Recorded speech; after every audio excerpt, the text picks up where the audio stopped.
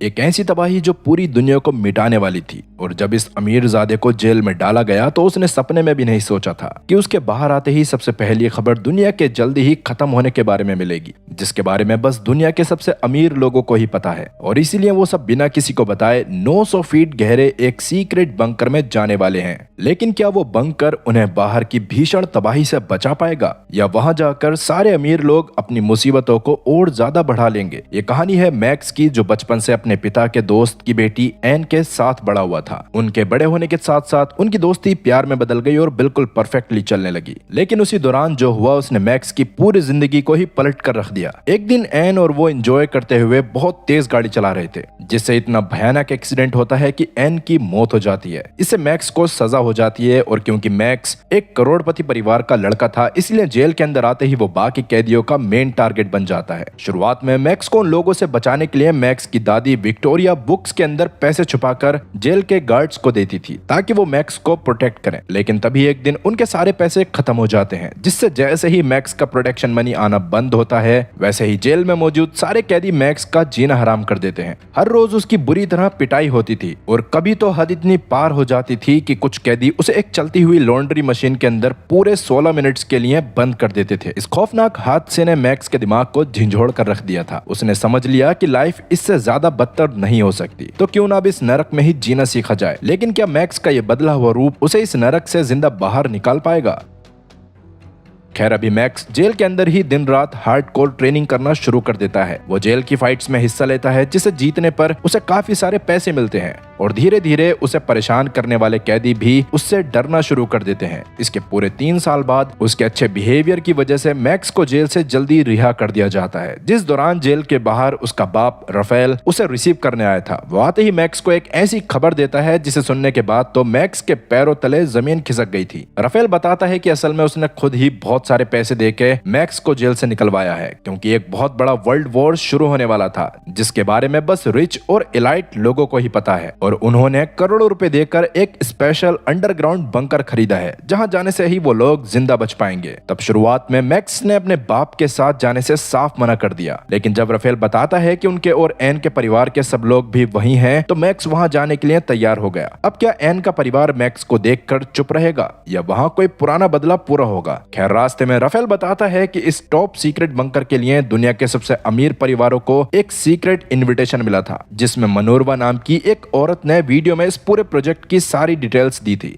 जिसको बनाने में मिलियंस ऑफ यूरोस इन्वेस्ट किए गए थे। अब वैसे जिन लोगों को इस बारे में पता होता है, सड़कें उन लोगों से भरी पड़ी थीं, और वो अपनी जान बचाने के लिए यहाँ वहाँ भाग रहे थे। उन्हें देखकर मैक्स और उसका पिता किसी तरह अपने प्राइवेट हेलीकॉप्टर तक पहुंचते हैं, जिस दौरान इमरजेंसी अनाउंसमेंट होती है कि अब से सारी प्राइवेट फ्लाइट्स पर बैन है, मतलब तबाही शुरू होने वाली थी। लेकिन राफेल पायलट को धमकाकर हेलीकॉप्टर उड़ाने पर मजबूर कर देता है और सीधा एक सुनसान जगह पहुंचता है, जहां एक गहरी झील के 900 फीट नीचे वो बंकर छुपा हुआ था। तब मैक्स और राफेल एक बड़े से एलिवेटर से नीचे जाते हैं, जो जगह पूरी तरह हाई टेक और टाइट सिक्योरिटी से लैस 3 अलग अलग प्लेटफॉर्म्स के साथ बनी थी, और उसमें 45 बिलियनर फैमिलीज के रहने का इंतजाम करा गया था। रिसेप्शन पर आते ही उनसे उनके फोन्स और सारे पर्सनल आइटम्स ले लिए जाते हैं। इवन उन्हें पहनने के लिए भी रेडिएशन से बचने वाले स्पेशल सूट्स और वाइटल साइंस मॉनिटर करने वाले स्मार्ट ब्रेसलेट्स दिए जाते हैं। फिर सारे फॉर्मेलिटीज पूरे होने के बाद जब वो दोनों अंदर जाते हैं, तो तभी वहां एन का पिता आता है, जो फिलहाल गुस्से और नफरत से भरी आंखों से मैक्स को ही घूर रहा था।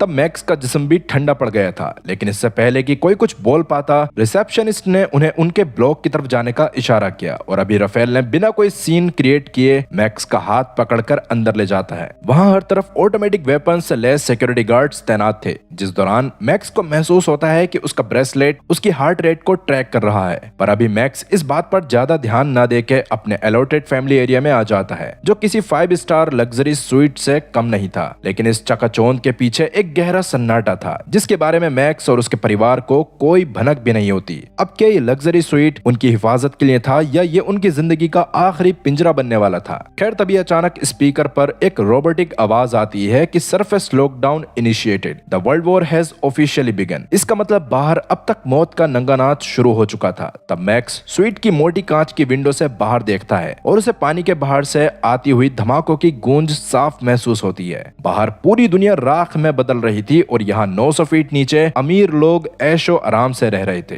तब रूम का मॉनिटर अपने आप शुरू हो जाता है और मनूरवा बताती है कि यह सब एक नई शुरुआत है और लोगों को अब ऐसे ही जीना सीखना होगा। इस दौरान टीवी पर बड़े बड़े अधिकारी बाकी देशों पर ओपन अटैक करने की बात कर रहे थे। सभी देशों में चीख पुकार मची थी और बाहर एक ऐसी जंग छिड़ चुकी थी जो सिर्फ तभी शांत होगी जब ये धरती खत्म हो जाएगी। अभी स्क्रीन पर एक काउंटडाउन भी शुरू हो जाता है। आगे जब मैक्स अपने बाकी घर वालों से मिलता है तो वहाँ उसे पता चलता है कि उसकी दादी विक्टोरिया काफी बीमार है, जिन्हें अपने साथ अपनी पर्सनल नर्स को भी लाना पड़ा था क्योंकि उनकी कीमोथेरेपी चल रही थी। अब वैसे इस समय टीवी पर न्यूज रिपोर्टर लगातार चल रहे बड़े अटैक्स और देशों के बीच बढ़ती तनाव की खबरें दे रहे थे, जिन्हें देखकर सभी लोग डाइनिंग एरिया की तरफ जाते हैं, जहां मैक्स की नजर सीधे एन के पिता गो पर पड़ती है और मैक्स हिम्मत जुटाकर उस रात जो कुछ भी हुआ था उसके लिए दिल से माफी मांगता है। इस समय गो भी बड़े दिल का दिखावा करते हुए माफी कबूल तो कर लेता है, लेकिन एन की बहन एशिया अभी भी गुस्से से लाल पीली हो रही थी। वो चिल्लाते हुए बताती है कि एन की मौत के ठीक 6 महीने बाद उनकी माँ भी चल बसी थी और उनकी मौत भी एन के जुदा होने की वजह से हुई थी, जिसका मतलब उसका जिम्मेदार भी मैक्स ही है। लेकिन तभी गो उसको शांत करवाते हुए समझाता है कि वो एक हादसा था, जो बताने के बाद वो सबको अपनी नई बीवी मिमी से मिलवाता है और सब डिनर करने लगते हैं। अब क्या गो ने सच में मैक्स को माफ कर दिया था या ये सब किसी बड़े बदले की शुरुआत थी? खैर, अभी जब सभी लोग खाना खा ही रहे थे कि एशिया ने फिर से माहौल खराब कर दिया। वो बार बार मैक्स को पोक कर रही थी और उसे ये भी जानना था कि मैक्स एक्सीडेंट के बाद एक्सीडेंट साइट से भाग क्यों गया था, लेकिन मैक्स इस बात का कोई जवाब दे पाता। तभी वहाँ मनोरवा की एंट्री होती है। वो सभी को बताती है कि हालात अब पहले से कहीं ज्यादा खराब हो चुके हैं और बाहर कई जगह बॉम्बिंग शुरू हो गई है, इसीलिए डिप्रेशन से बचने के लिए आप सबको किसी न किसी काम में बिजी रहना पड़ेगा। इस पर सब मान जाते हैं और जब गो अपने रूम में वापस आता है तो उसकी बातों से समझ आता है कि वो मैक्स पर अभी भी गुस्सा है। इवन वहीं ये राज भी खुलता है कि मिमी उसकी तब से सीक्रेट लवर थी जब उसकी पहली वाइफ जिंदा थी। गो ने उसकी मौत के बाद घबराहट और अकेलेपन में मिमी से शादी तो कर ली थी, लेकिन मिमी बस उसके लिए टाइम पास से ज्यादा कुछ नहीं थी। दूसरी तरफ जिम में मैक्स की मुलाकात एक बार वापस एशिया से होती है, जो एशिया से माफी मांगते हुए उसे एन का पुराना फोन देता है, जो मैक्स किसी तरह छुपाकर अंदर ले आया था और उस फोन के अंदर मैक्स और एन के कई सारे फोटोज और वीडियोस थे। अभी एशिया भी उस फोन को लेकर तुरंत अपने रूम की तरफ भाग जाती है ताकि अपनी बहन के आखिरी वीडियोस को देख सके। वहीं दूसरी तरफ बंकर के बार में माहौल गर्म हो रहा था क्योंकि गो ने वहां हद से ज्यादा शराब पी ली थी और बारटेंडर टीरो इसी वजह से उसे और शराब देने से मना कर दे रहा था। तब राफेल माहौल को शांत करने के लिए खुद के नाम पर 2 विस्की ऑर्डर करता है और उन्हें गो को देता है और तभी एक भयानक झटका लगता है जिससे पूरा का पूरा बंकर किसी खिलौने की तरह हिलने लगा। ये सब गो के शराब पीने की वजह से नहीं हो रहा था, बल्कि बाहर फुल फ्लैश वॉर शुरू हो चुका था, जिसकी वजह से लाइट्स तेजी से झपझपाने लगती हैं और कई बल्ब्स धमाके की वजह से फट जाते हैं। इस वक्त हर रूम की विंडो स्क्रीन पर इमरजेंसी का अलर्ट फ्लैश हो रहा था, जिसके अगले ही पल एक बहुत बड़ा पत्थर बार की दीवार को चीरते हुए अंदर आ जाता है, जो देखकर तो सबकी फटके 4 से 64 हो चुकी थी और सब अपनी जान बचाने के लिए इधर उधर भाग रहे थे। इस अफरा तफरी में एशिया सबको छोड़कर अपने पिता को ढूंढने की कोशिश करती है, जिस दौरान बार में पहुंचने पर वो मैक्स को देखती है, जो अपनी जान पर खेलकर गो और राफेल को निकालने में मदद कर रहा था। तभी एक बहुत बड़ी मुसीबत खड़ी हो जाती है। उधर का मेन कॉरिडोर पूरी तरह सील हो चुका था, जो देखकर टीरो उन्हें एक सीक्रेट एलिवेटर की तरफ ले जाता है, लेकिन तभी एलिवेटर का सिस्टम फेल हो जाता है और लिफ्ट तेजी से नीचे गिरने लगती है। इससे एक बार को सबकी सांसें अटक गई थी। मौत बिल्कुल सामने थी, पर खुशकिस्मती से सही समय पर इमरजेंसी ब्रेक्स एक्टिवेट हो जाते हैं और एलिवेटर एक झटके में रुक जाती है। अब वहां से निकलकर पूरा परिवार एक लंबी टनल के